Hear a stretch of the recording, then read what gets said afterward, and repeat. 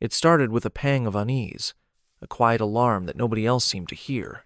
When people saw us, my wife and I, they often complimented how well we balanced our lives: 2 kids, a mother-in-law to care for, and the promise of a flourishing career. On the surface, we were the picture of a stable home, but in reality, an undercurrent of tension was silently eroding everything we had built. I kept telling myself that these were just rough patches and that every marriage experiences them. The problem was, our rough patch never ended.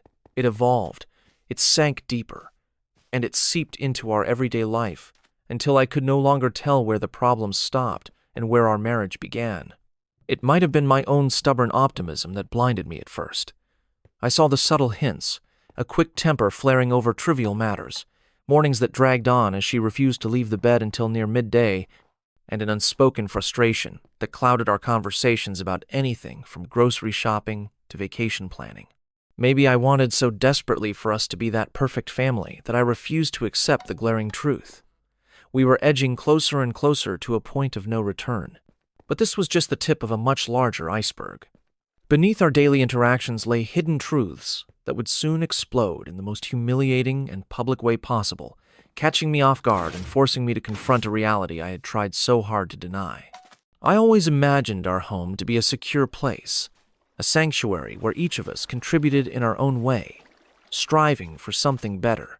We had agreed early on that while I pushed forward with my career and tackled the family's financial burdens, she would take the lead in caring for our young children and managing the house. Given her ADHD, it wasn't always a smooth arrangement. Yet I believed in her potential. She had completed a degree that could easily earn her an impressive salary, and even though she left that path to be a stay-at-home mother, I knew that if the day came when she wanted to reignite her career, I'd support her 100%. When her ADHD symptoms flared, I covered for her absent-minded moments, reminding her of upcoming doctor's appointments, paying bills before overdue fees hit, and waking up hours before dawn to ensure the kids were ready for the day. My mother-in-law lived under our roof too, and though that dynamic brought its own complexities, I was thankful for her help. She tried to fill the gaps whenever my wife struggled, but as months turned into years, my wife's involvement at home started to decrease, not grow. What I didn't see coming was the way these quiet failures of partnership would culminate in a single day, Father's Day, when everything I thought we had was torn down in mere seconds. It's difficult to pinpoint the exact moment I realized I felt more like a caretaker than a husband.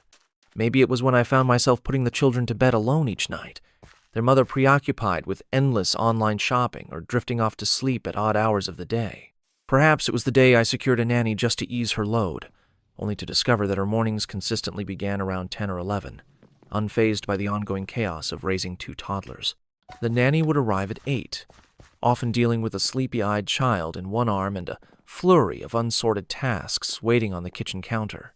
Initially, I chalked it up to postpartum challenges. After all, postpartum depression can seep into a mother's life with an almost invisible stealth, draining the energy she needs to stay afloat. But time went on, and no matter how much support or how many resources we offered, she showed no visible improvement. Instead, the pattern of sleeping in, complaining about stress, and scrolling through endless social media feeds became the norm. My mother-in-law also noticed that something was amiss, gently hinting that her daughter might need more formal help. Yet every discussion on seeking therapy or medication turned into a heated argument. Little did we know that the real showdown was lurking just around the corner, poised to shake our entire family to its core. The ADHD question was another layer to this puzzle. She had been diagnosed before, but she never followed through with consistent treatment. Some days, her scattered focus spilled into near-chaotic outbursts, driving me and everyone else to the edge.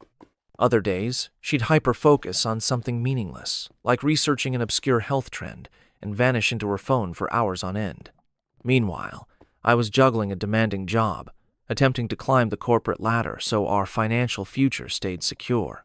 I had made countless sacrifices, working 2 jobs at one point to fund both of our educations, finishing a second bachelor's degree, and then a master's in a STEM field to carve out a more promising path. People used to ask me how I managed it all: car payments, mortgage, utility bills, kids' daycare fees, without losing my mind. The truth was, I thought I could handle any burden because I believed in the life we were building together. But this belief was shaken to its foundation every time I watched her scroll aimlessly through social media, when there were pressing responsibilities she simply wouldn't address. If I'd paid closer attention, I might have caught the hints of what was brewing. Nothing prepared me, however, for the emotional explosion she unleashed on Father's Day, where every bottled-up frustration came spilling out in front of our stunned loved ones. Let's talk about Father's Day, a celebration of the dads who show up and care for their families. That morning I woke at the crack of dawn. I prepared a quick breakfast, loaded up a few chores so the house looked presentable for my father in law's arrival, and double-checked that our kids had their special artwork ready for me, crafts they had made at school to surprise their dad.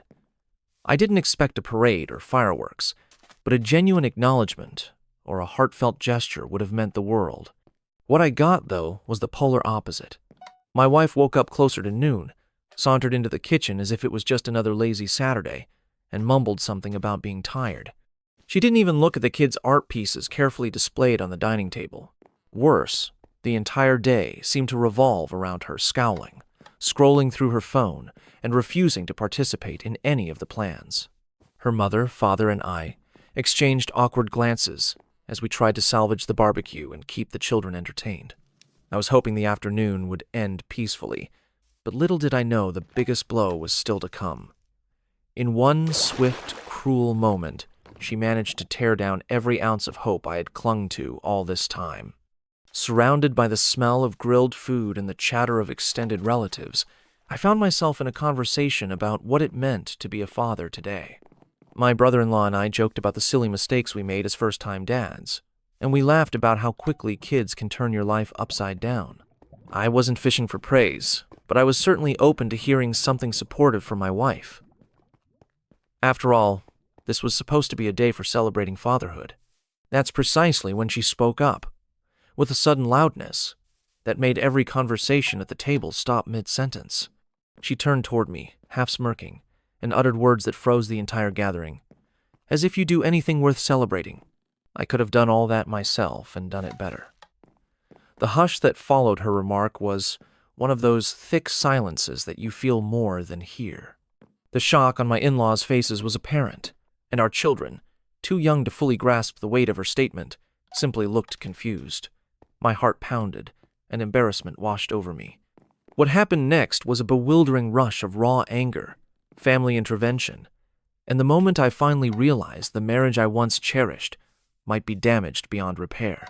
In an attempt to break the tension, my mother-in-law muttered something about, "Maybe you two should separate if it's that bad."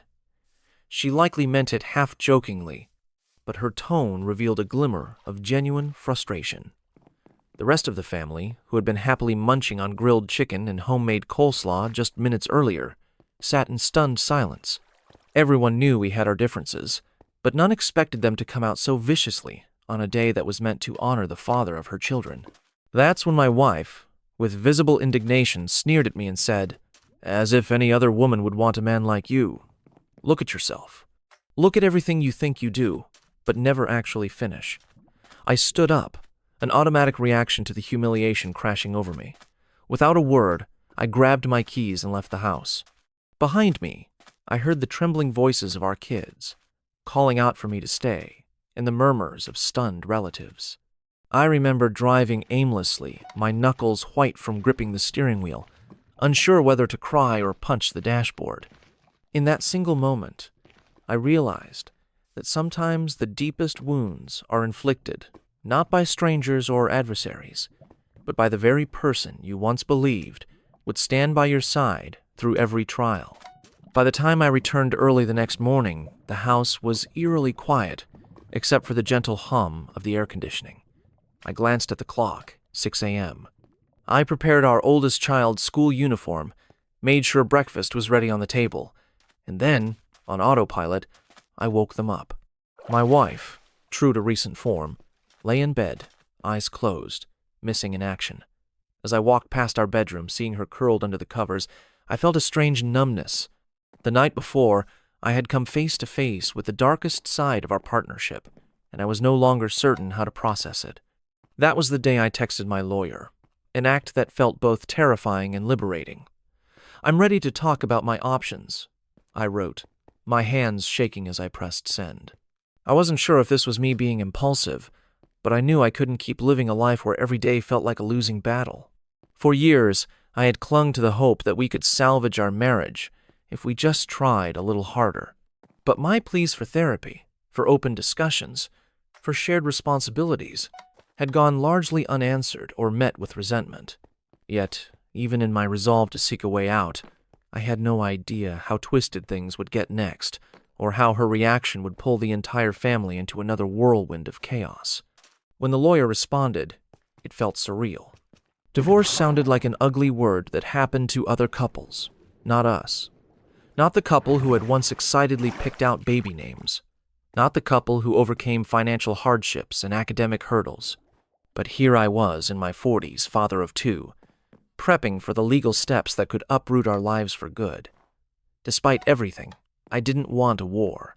I wanted a civil, even amicable, split for the sake of our children. That same day, I spent my evening with my mother-in-law, ironically. She was the one who hovered near the kitchen table, offering to help the nanny wash the dishes. I could see the sadness in her eyes. She had confided in me before, telling me that she barely recognized her own daughter. She hinted that, in her younger years, my wife had always been somewhat dramatic, but never this cruel or dismissive. I felt a pang of guilt, wondering if I had failed somehow to be the supportive partner she needed. But then again, I realized that a marriage is supposed to be mutual support. Every time I second-guessed myself, another wave of regret or heartbreak reminded me that I had done everything in my power to salvage what was left. The next confrontation, however, would leave no doubt in my mind that moving on was the only option. For a short while, the house settled into a kind of uneasy truce. We tiptoed around each other, careful not to ignite another verbal showdown. My wife, perhaps sensing my distance, tried in small ways to pretend everything was normal, warming up leftover dinner for me, sending the occasional half-hearted text to ask about my work schedule. Yet it was all an illusion. The moment I tried to address the tension, to lay out all my concerns, she would retreat into accusations of me not understanding her or caring enough. Her mother, meanwhile, told me that she had sat down with my wife numerous times, urging her to consider therapy. My wife either waved her off or grew defensive, claiming she was too busy managing the kids. If anything, it was a repeating loop of excuses. The nanny, who genuinely cared about the children, discreetly approached me and admitted she noticed how withdrawn my wife had become. In the midst of these revelations, I was still forging ahead at work, trying to keep a semblance of normalcy for our kids.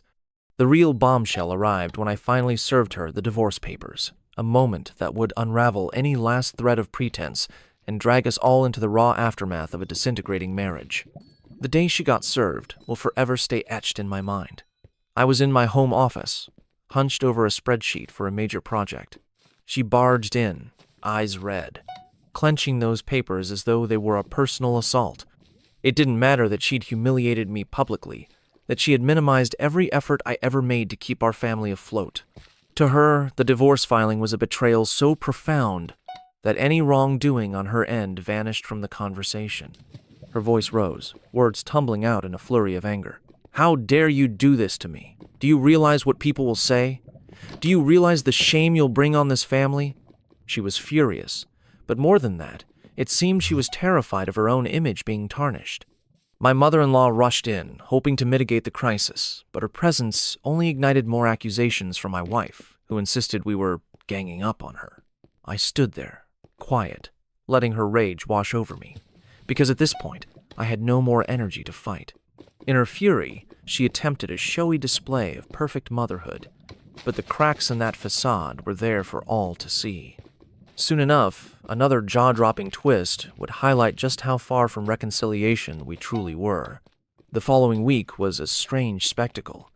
Suddenly, my wife tried to appear as if she had always been the devoted spouse and caregiver. She woke up earlier, cooked elaborate meals, and posted social media updates about how much she loved her family. Neighbors, friends, and distant relatives might have been fooled. But those of us in the house knew better. It felt like a staged performance for an imaginary audience, not a genuine transformation. Her bursts of attention toward the kids were awkward, almost forced, and they noticed. Even our 3-year-old, who should have been overjoyed at extra time with Mommy, seemed confused and kept clinging to me whenever my wife called them over. My mother-in-law tried to encourage the positive change, praising her for each small effort, but I could see the desperation in her eyes. She wanted to believe her daughter was turning a new leaf. I, however, felt skeptical. Past attempts to fix our issues had always dissolved into old patterns. That skepticism soon proved justified. When her facade cracked yet again, the meltdown that followed paved the way for a final standoff that no one in our house could ignore. During one of the counseling sessions we tentatively tried, a professional mediator gently asked her, "When was the last time you truly felt happy?"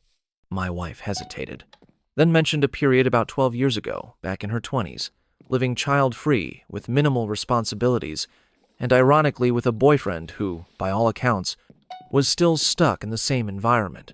She spoke of partying, drinking, and feeling alive.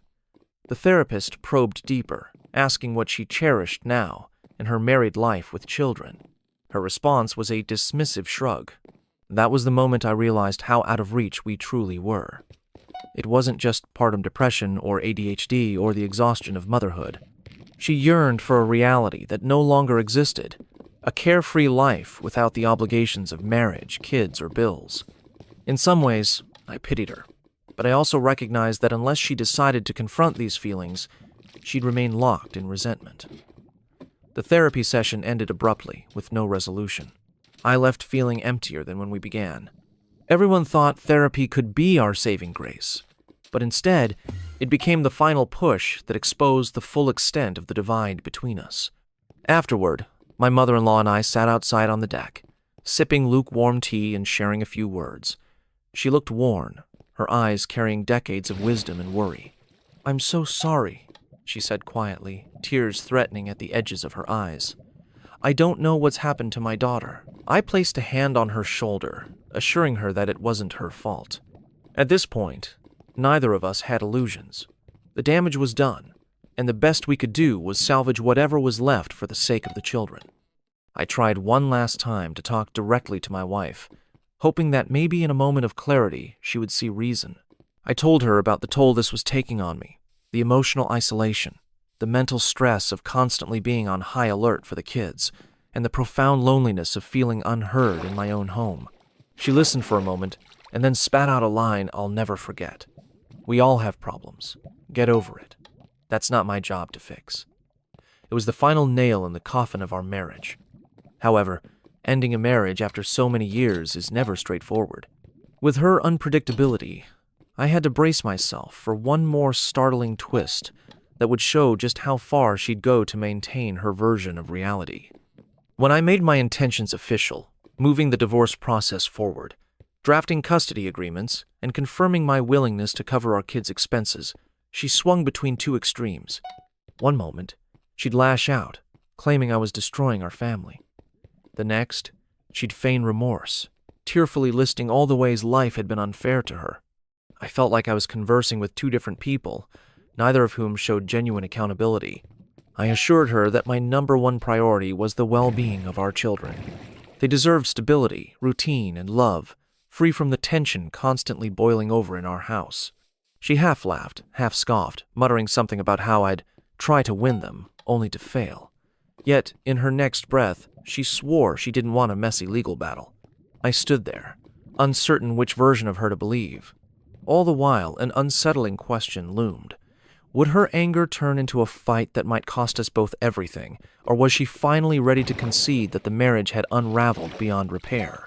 Despite the heartbreak, I kept going to work, kept paying bills, and kept ensuring the children's routines stayed intact. My mother-in-law, bless her soul, quietly helped with their bath times, bedtime stories, and doctor's appointments. The nanny, still mindful of the swirling drama, played an even bigger role, ensuring each day had a sense of normalcy for our kids. I sometimes watched my wife from a distance, seeing a woman who was once my best friend, but now appeared trapped in her own bitterness, unwilling to face what we had become. Friends and co-workers began to notice a change in me. I was quieter, my jokes at the office dried up, and the circles under my eyes became more pronounced. Still, I told no one the full truth. For so long, I'd been trying to protect our family's reputation, as if secrecy could somehow contain the meltdown happening behind closed doors. It was a futile attempt, especially since the shockwaves were visible in my every gesture. And yet, every moment I hesitated to finalize the divorce, I was reminded of that hateful laughter on Father's Day. I knew exactly what I had to do, but fear of the unknown hovered like a storm cloud over my decisions. Meanwhile, rumors began circulating among extended relatives. Some wondered if I had done something unspeakable, like having an affair or mismanaging our finances. Others suspected she was concealing a hidden life, an emotional connection with someone else, or a deep resentment that spurred her to push me away. The truth was simpler, yet more tragic. We had grown irreparably apart, fueled by her unresolved ADHD struggles, possible postpartum depression that never got the proper treatment, and an evolving resentment that overshadowed any desire to work together. My lawyer advised me to stay calm and document everything. Each time I found myself up at dawn to care for the kids or found receipts of her impulsive shopping sprees, I quietly took note. In these final stages, I felt more like a detective gathering evidence than a husband preserving a relationship. In a twisted way, it almost gave me relief that I had something concrete to show the court, if it came to that. Still, the biggest conflict was brewing within me. Could I forgive her enough to keep this divorce civil for our kids? Or would her next move force me into an all-out legal war? A week after she was served, we had another confrontation. She stormed into the kitchen where I was making lunch for our 5-year-old, tears streaking down her face. In a frantic tone, she insisted she wanted to fix things, that she was ready to be the wife and mother everyone expected her to be. I asked her if this meant she was finally open to real therapy, medication if needed, and a balanced role in our children's lives. She hesitated, then mumbled something about me blowing things out of proportion. Frustration knotted in my chest. I gently reminded her that she couldn't keep the kids from me if she decided to walk out again, or that she couldn't claim she was raising them alone when I was the one carrying the bulk of the responsibilities. This triggered her anger again. She pointed a shaky finger in my face, claiming that all our problems were my fault, that I had neglected her emotional needs. I felt a wave of sadness rather than anger, realizing we were going in circles, never truly hearing each other. That moment sealed it. The cyclical pattern of blame and denial left no path for redemption. There was no going back, and the biggest surprise was just how quickly the final chapters of our marriage were closing in. Eventually, extended family started to take sides, although most seemed sympathetic to my plight. My wife's sister, who had initially tried to remain neutral, saw how her older siblings' behavior was tearing the family apart. My father-in-law, disappointed but silent, maintained his distance, unwilling to intervene further. My own mother offered quiet support, reminding me of my worth and encouraging me to remain calm for the children's sake. Legal negotiations moved at a snail's pace, but the process was now undeniably underway. We began drafting a custody schedule. The children would remain with me the majority of the week, and she'd have visitation. Whether she'd decide to actually exercise that visitation was another question.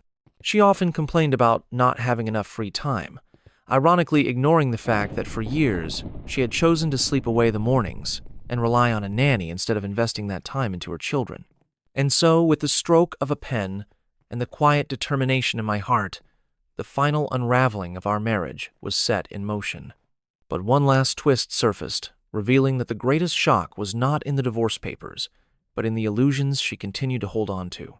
Out of nowhere, rumors surfaced about her wanting to return to her ex from over a decade ago. She made cryptic social media posts about finding happiness in familiar places, liking and commenting on old photos with him, hinting that life was simpler back then. Family and friends asked if she was serious. To this day, I don't know if it was genuine longing or just a dramatic cry for attention. Regardless, the revelation left me numb. If that was the life she wanted, she was free to pursue it. When confronted with these rumors, she laughed them off as a misunderstanding. But her consistent references to her ex or that time in her life told me otherwise. I realized that I had spent our marriage trying to pull her forward toward a stable future with kids, a career, and a healthy relationship. Meanwhile, she had been anchored in her past, longing for the carefree existence of early adulthood. Some said it was a midlife crisis. Others blamed ADHD or postpartum illusions. But with each passing day, one thing was crystal clear. What she wanted was a fantasy, and I was done living in her dreamland. At times, guilt nagged at me. Should I have forced therapy sooner? Should I have recognized her ADHD and possible postpartum depression signs more clearly and taken more drastic measures? I wrestled with these questions late at night, staring at the ceiling while the rest of the house slept. But ultimately, the conclusion was inescapable. You cannot force someone to get help unless they want it. I had tried compromise. I had tried caution. I had tried pleas. All were met with resistance, denial, or outright hostility. In the final weeks before she moved out, the tension peaked. I continued to keep calm around the kids, determined that they not see their parents screaming at each other. Yet the children sensed a shift. They asked innocent questions like, "Why doesn't Mommy tuck us in?" Or, "Why is Mommy sleeping somewhere else?" The heartbreak I felt each time was immeasurable. A reminder that what we do as parents can shape our children's sense of security for a lifetime. These last days with her in the house felt like walking through a battlefield littered with emotional landmines. One misstep, and the entire situation could erupt, scarring our children even more than it already had. Finally, I saw her packing boxes. Not clothes or personal keepsakes. She had already moved most of her valuables to her sister's place, but random items that she insisted were important. She rummaged through the kitchen cupboards, pulling out seldom-used cookware, old photo albums, and even a stack of board games we'd never played. I caught a glimpse of her face, and for a moment, I saw a flash of genuine sorrow, as though she finally grasped the gravity of what she was doing. When she loaded a box into her car, our 5-year-old asked, "Where are you going, Mommy?" She paused, tears forming, but instead of comforting our child, she responded in a clipped voice, "I'll be back soon. Don't worry." I wanted to interject something soothing, but I held my tongue. Her mother watched from the porch, equally torn, desperately wishing she could fix a situation that had long spiraled beyond anyone's control. As she drove off, I realized we had all changed forever. We were no longer a unified family, but a house divided by heartbreak, hostility, and unfulfilled responsibilities. That evening, I stood in our bedroom, or rather, my bedroom now, taking in the silence. I picked up an old photo of the two of us, beaming camera with carefree smiles. The illusions we once had about our future had vanished. Yet I also felt a strange sense of relief. The tension, the relentless blame games, the snide remarks, they were gone, replaced by a calm emptiness. For the first time in what felt like years, I could breathe. In that moment, an odd mixture of sadness and hope washed over me. Sadness for what we had lost, the partnership, the dreams, the unwavering devotion we once promised each other. Hope for what might come next. A life where the children and I could heal, where each of us might find happiness on separate paths. It wasn't the tidy ending I'd envisioned, but it was the reality staring me in the face. Yet, even as I began to pick up the pieces, a flicker of uncertainty lingered. Would she attempt to return and force another cycle of chaos? Or would she finally let us move on in peace? Over the next few days, I consulted with my lawyer to finalize the child custody arrangements. My requests were clear. I wanted our children to remain in their schools and continue their stable routines. I agreed to cover the majority of their expenses, from tuition to medical bills, ensuring that their well-being was never compromised. The only question was whether she'd fight me on this or not. Surprisingly, she seemed content with the arrangement, at least for now. Maybe she saw it as a chance to reclaim the carefree existence she missed. Maybe she recognized that she was unprepared to handle the children full-time, especially while grappling with her untreated ADHD and possible postpartum depression symptoms. In any case, I was determined to provide a nurturing environment for them, even if it meant shouldering the responsibilities alone. Some friends and relatives, out of concern, asked if I worried about her returning in a blaze of regret. Part of me stayed alert, but another part accepted that I had no control over her decisions anymore. Meanwhile, My mother-in-law decided to stay with me temporarily, partially because of her own health concerns, but also to help with the kids. She watched me manage morning drop-offs, bedtime routines, and everything in between, all the while juggling conference calls from home. She apologized countless times for her daughter's actions, but I reassured her that none of this was her fault. We were both caught in a storm of someone else's making. At times, I found myself missing the small, affectionate details that used to define our marriage: inside jokes, shared Netflix binges, even the occasional spontaneous date night. But those memories felt like they belonged to a different lifetime. The woman who had unceremoniously declared me useless on Father's Day bore little resemblance to the person I once fell in love with. People often say that heartbreak is a journey of self-discovery. I realized I was on that road, uncertain of what new revelations or lingering regrets might surface next. In a final twist of irony, I stumbled upon an old journal of hers while searching for some paperwork. Inside, she had chronicled her struggles with ADHD, her fear of failing as a mother, and her battles with self-doubt. She had written pages upon pages about feeling guilty for not living up to her responsibilities, but interspersed within those entries were angry rants, blaming me for cornering her into a life of domesticity. It was a raw glimpse into her mind, a mind that felt trapped and saw no way out. Though it pained me, reading her words gave me a semblance of closure. It wasn't that she despised me from the start, or that she never appreciated my efforts. She was simply tangled in her own unresolved issues, her own mental labyrinth. Still, none of it justified the humiliation, the neglect of our children, or the heartbreaking end we reached. Perhaps if she had sought therapy, if she had met me halfway, if we'd united in addressing her conditions, we might have carved out a different outcome. Yet life doesn't always grant us second chances. Sometimes the damage inflicted is too great, and the only path forward is to let go of what once was and protect what remains. As the divorce approached its final stages, I noticed an unexpected weight lifting off my shoulders. I remembered how over the past few years I often felt drained, perpetually on the edge of frustration. Now, it was as though I had permission to acknowledge that I could not and should not bear this burden alone. I had the right to reclaim my peace, to focus on our children's well-being and my own mental stability. Slowly, I started confiding in close friends and discovered an outpouring of support. Many had witnessed my discreet struggles and had suspected something was wrong but didn't want to pry.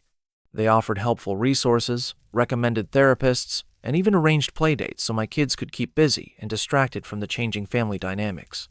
The more I shared, the more I realized that my silent suffering had been unnecessary.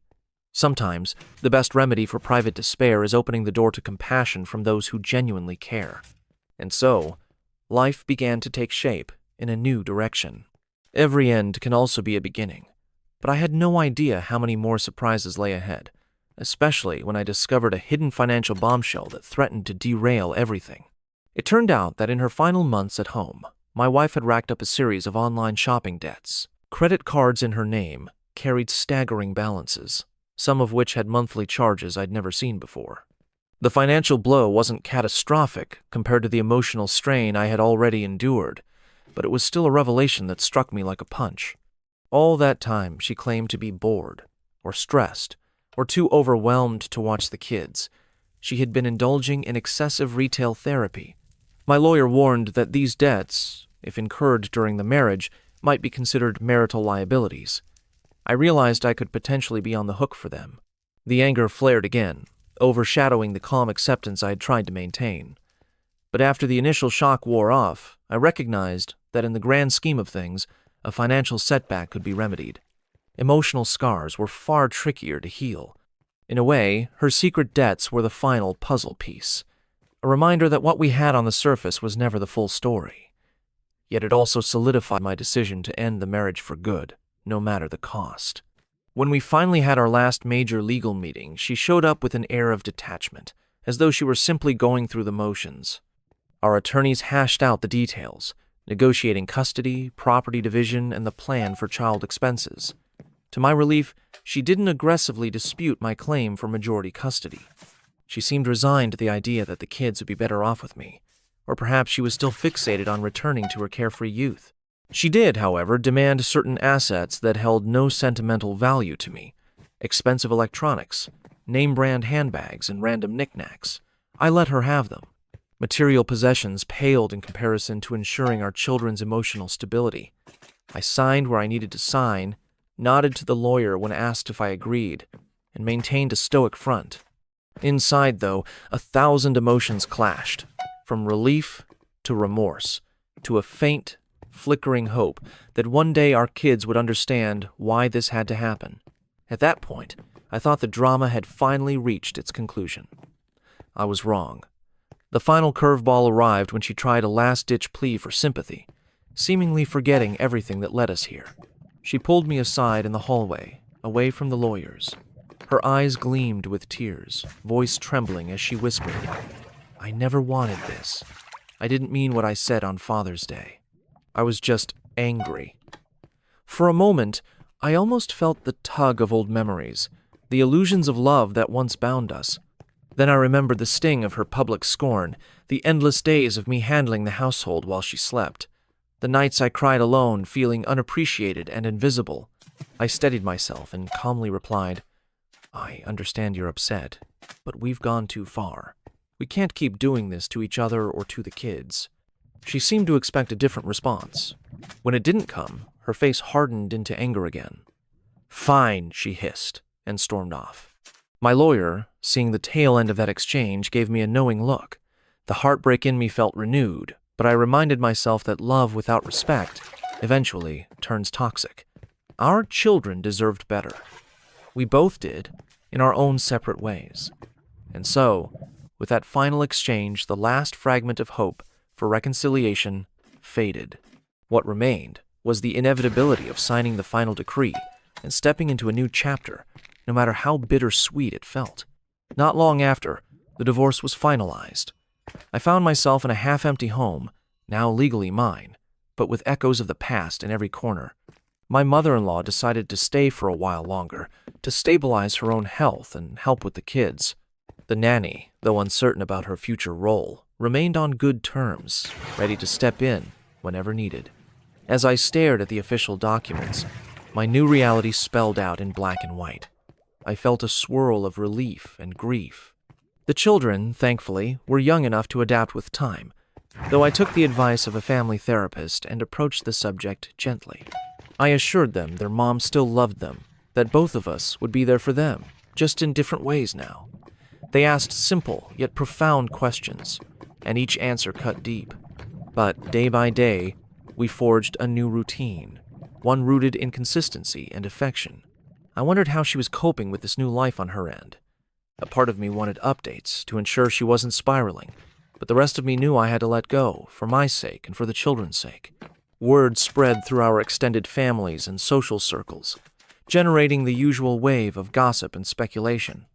Some implied I'd moved too fast or had been too harsh. Others supported me, acknowledging the toll her behavior and mental health issues had taken on the marriage.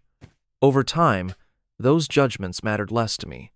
I found solace in the simple tasks of fatherhood, reading bedtime stories, cheering at Little League games, guiding my kids through their homework. One evening, I sat with my mother-in-law, who had just returned from a medical treatment. She looked frail but determined. She thanked me for standing by her side, saying she understood the complexity of what I had endured. I felt a rush of gratitude for this woman who, despite everything, never wavered in her love for her daughter or her grandchildren. She offered a perspective that struck me. Sometimes people hold on to their pain because they think it's all they have left. Maybe that's what my daughter was doing. I nodded in understanding, but also recognized that being locked in that pain was her choice, not mine. In that moment, I felt a spark of peace. Life would go on, shaped by new routines, and the undeniable truth that not all stories have a fairy tale ending. The official day the divorce was recorded felt anticlimactic. No big confrontation, no meltdown in a courtroom, just a set of signatures. I looked at my phone, half expecting some dramatic text from her, but nothing came. Maybe she had made her peace, or maybe she was too consumed by resentment to bother. Regardless, I felt an odd calm. This wasn't a victory, nor was it a defeat. It was a release from a cycle that had nearly broken me. My focus pivoted toward personal growth. I immersed myself in therapy sessions, Not because I thought I was losing my mind, but because I needed a space to unpack the trauma of the last few years. I learned to let go of the guilt, acknowledging that I couldn't single-handedly fix everything. I also explored old hobbies I had neglected.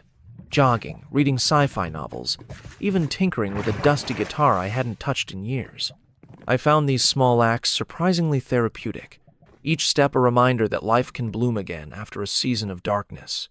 Yet even in the newfound calm, a ripple of worry lingered. What if she changed her mind and dragged us back into drama? Fate, however, seemed content to let sleeping dogs lie, and so I pressed forward. The next time I saw her was by chance, at a mutual friend's gathering. She arrived late, wearing a forced smile. My chest tightened, remembering the emotional minefield we had left behind. We exchanged brief hellos, and she quickly moved to another corner of the room. Part of me yearned for some closure, for a conversation that might confirm we had both grown past the bitterness, but her aloof demeanor kept me at bay. I decided it was better to keep my distance, letting us both enjoy the event without confrontation. Shortly after, I heard she was spending more time with her old friends, possibly even reconnecting with that ex. None of it surprised me. We had chosen different paths. I hoped sincerely that she found some version of peace, a way to navigate her ADHD and lingering mental health concerns. If not for me, then at least for the sake of her relationship with our children. Time would tell how it all played out. But for now, I took comfort in the progress I saw in my own life, and more importantly, in the steady smiles of our kids who thrived on love and consistency. In the end, sometimes the hardest truth to accept is that love is not always enough. You can sacrifice, compromise, and stand by someone's side through every heartbreak, but if they refuse to meet you halfway, the relationship will eventually wither. It took me years of silent suffering, and one explosive Father's Day scene to grasp that. I've lost count of how many times I asked myself, could I have done more? But every reflection brings me to the same conclusion. You cannot save someone who doesn't want to be saved. So I began the long process of rebuilding, forging a stable household for my children, reclaiming my mental peace, and relearning what it means to stand on my own 2 feet, unburdened by constant disapproval. In this new chapter, I'm not naive enough to believe everything will be smooth sailing. Parenthood is messy. Life is unpredictable. Yet, without the oppressive shadow of a failing marriage, there's a renewed sense of hope. After everything we went through, the biggest revelation is that sometimes walking away is the bravest choice you can make, for yourself and for the loved ones who depend on you. I share my story not to vilify her, but to shed light on the toll an unresolved mental health battle, resentment, and unchecked blame can take on a once-loving relationship. There is no easy villain here, nor is there a perfect victim. There are simply 2 people who lost their way, with children caught in the crossfire.